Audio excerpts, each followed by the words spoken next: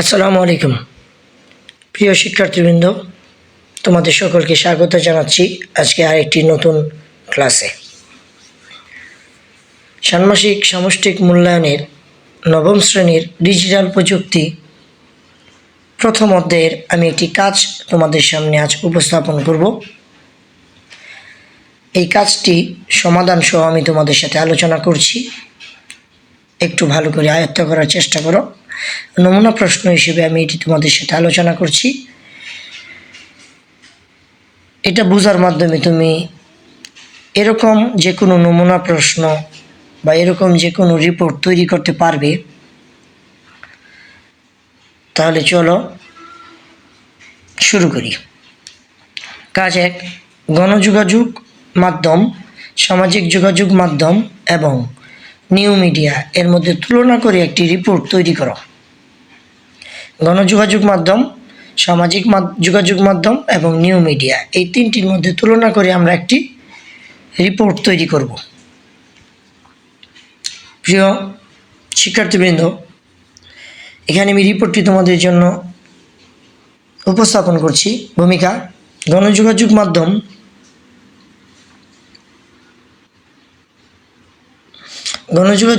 সামাজিক যোগাযোগ মাধ্যম, নিউ মিডিয়া হলো তিনটি ভিন্ন ধরনের যোগাযোগ মাধ্যম যা আমাদের সমাজে গুরুত্বপূর্ণ ভূমিকা পালন করে। গণযোগাযোগ মাধ্যম হলো এমন একটি মাধ্যম যা একটি বড় শ্রোতার কাছে তথ্য বা বার্তা প্রচার করে। সামাজিক যোগাযোগ মাধ্যম হলো এমন একটি মাধ্যম যা ব্যবহারকারীদের একে অপরের সাথে যোগাযোগ, তথ্য ভাগ করে নেওয়া এবং ধারণা বিনিময় করতে দেয়। নিউ মিডিয়া হলো একটি ধারণা যা প্রযুক্তিগত অগ্রগতির ফলে গণযোগাযোগ মাধ্যমের পরিবর্তনকে বোঝায়। তাহলে আমরা তিনটা বিষয় কি বুঝতে পারলাম? গণযোগাযোগ মাধ্যম হলো একটা এমন মাধ্যম যেখানে একটি বড় শ্রোতার কাছে তথ্য বা বার্তা প্রচার করে। আর সামাজিক যোগাযোগ মাধ্যম হলো একটা মাধ্যম যা ব্যবহারকারীদের একে অপরের সাথে যোগাযোগ, তথ্য ভাগ করে নেওয়া এবং ধারণা বিনিময় করতে সহযোগিতা করে। আর নিউ মিডিয়া হলো একটা ধারণা যা প্রযুক্তিগত অগ্রগতির ফলে গণযোগাযোগ মাধ্যমকে পরিবর্তনকে বোঝায়। অর্থাৎ গণযোগাযোগ মাধ্যম হলো এমন একটি মাধ্যম যা বিপুল পরিমাণ শ্রোতার কাছে তথ্য এবং বার্তা পৌঁছায়। গণযোগাযোগ মাধ্যমের মধ্যে টেলিভিশন, রেডিও, সংবাদপত্র, ম্যাগাজিন ও ইন্টারনেট। গণযোগাযোগ মাধ্যম আমাদের সমাজের জন্য গুরুত্বপূর্ণ, কারণ এটি আমাদেরকে বিশ্বের খবর ও ঘটনা সম্পর্কে অবহিত করে। এটি আমাদেরকে শিক্ষা দেয়, আমাদেরকে বিনোদন দেয় এবং আমাদেরকে সংস্কৃতি সম্পর্কে শিখতে সহযোগিতা করে। এরপর সামাজিক যোগাযোগ মাধ্যম। সামাজিক যোগাযোগ মাধ্যম হলো এমন একটি মাধ্যম যা ব্যবহারকারীদেরকে একে অপরের সাথে যোগাযোগ, তথ্য ভাগ করে নেওয়া, ধারণা বিনিময় করা ইত্যাদিতে সহযোগিতা করে। সামাজিক যোগাযোগ মাধ্যমের মধ্যে রয়েছে ফেসবুক, টুইটার, ইনস্টাগ্রাম এবং ইউটিউব।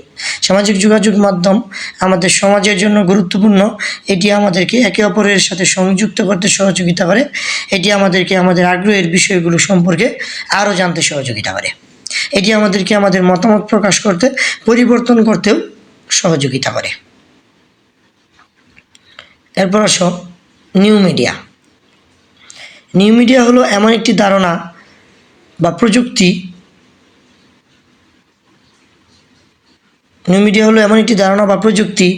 প্রযুক্তিগত অগ্রগতির ফলে গণযোগাযোগ মাধ্যমের পরিবর্তনকে বোঝায়। নিউ মিডিয়াতে internet, media device, mobile device, সামাজিক যোগাযোগ মাধ্যম অন্তর্ভুক্ত থাকে। নিউ মিডিয়া আমাদের সমাজের একটা গুরুত্বপূর্ণ অংশ, কারণ এটি গণযোগাযোগকে আরও সহজ, দ্রুত এবং সহজলভ্য করে তোলে। এটি আমাদেরকে যে কোনো সময়, যে কোনো জায়গা থেকে তথ্য অ্যাক্সেস করতে সহযোগিতা করে। এরপর পরিশেষে আমরা কি বলতে পারি? দেখো, গণযোগাযোগ মাধ্যম, সামাজিক যোগাযোগ মাধ্যম এবং নিউ মিডিয়াগুলো তথ্য প্রচার এবং মানুষের মধ্যে যোগাযোগের একটা গুরুত্বপূর্ণ মাধ্যম। এই মাধ্যমগুলোর বিভিন্ন সুবিধা অসুবিধা উভয়ই রয়েছে। এই মাধ্যমগুলোর সুবিধাগুলো কাজে লাগিয়ে এবং অসুবিধাগুলোকে যদি আমরা এড়িয়ে চলতে পারি, তাহলে আমরা সমাজকে আরও উন্নত করতে পারব। অর্থাৎ গণযোগাযোগ মাধ্যম, সামাজিক যোগাযোগ মাধ্যম এবং নিউ মিডিয়া এই তিনটার তুলনামূলক একটা রিপোর্ট আমি তোমাদের সামনে উপস্থাপন করলাম। আশা করি তোমরা বিষয়টি অনুধাবন করতে পেরেছ এবং এ জাতীয় অন্যান্য যে কোনো প্রকার রিপোর্ট তোমরা সহজেই তৈরি করতে পারবে। তোমাদের সকলে সুস্বাস্থ্য কামনা করছি। ধন্যবাদ। আসসালামু আলাইকুম।